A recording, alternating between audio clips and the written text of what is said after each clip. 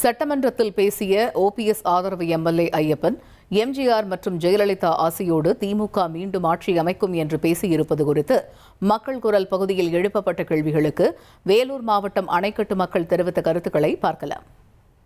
ஏன்னா அதிமுகவுடைய ஆசீர்வாதத்தோடனா அதிமுக ஆட்சியை தொடரலாம். அது திமுக தொடரணுன்றது கூட்டணிக்காக பேசுன மாதிரி தெரியுது. இவர் சீட்டு கிடைக்கணுன்றதுக்கு அவசரம் பேசியிருக்கிற மாதிரி தெரியுது. இது மக்களால் ஏற்றுக்க முடியாத ஒரு விஷயம். சட்டசபையில் எது பேசணும் எது பேசக்கூடாதுன்றது கூட அவருக்கு தெரியல. ஒருவேளை டங்கு ஸ்லிப்பாகி ஏதாச்சும் வார்த்தை விட்டாரான்னு தெரியல. அது முழு மனசோடு தான் சொன்னாரா, இல்லை சீட்டுக்காக சொன்னாரா, இல்லை வேறு மனநிலையில் சொன்னாரான்னு எனக்கு ஜனங்களுக்கு கொஞ்சம் புரியுது, கொஞ்சம் நாள் ஆகும் போல் தெரியுது.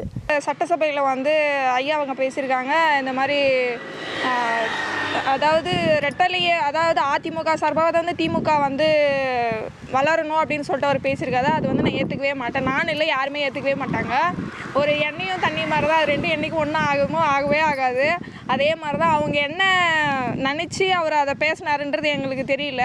ஆனால் அவர் பேசுனது எங்களுக்கு ஒரு காமெடி மாதிரி தான் தெரியுது. அவர் இஷ்டப்படி அவர் என்ன வேணால் சொல்லலாம் அப்படின்னு. அவரே அடுத்த முறை ஆட்சி வரும் வரல, திமுகவும் சரி அதிமுகவும் சரி யார் வராங்கன்றதே தெரியல. ஆனால் இவர் இஷ்டப்படி ஒரு பாட்டுக்கு பேசுறது என்னால் ஏற்றுக்க முடியாதுன்னு யாராலையும் ஏற்றுக்கவும் முடியாது.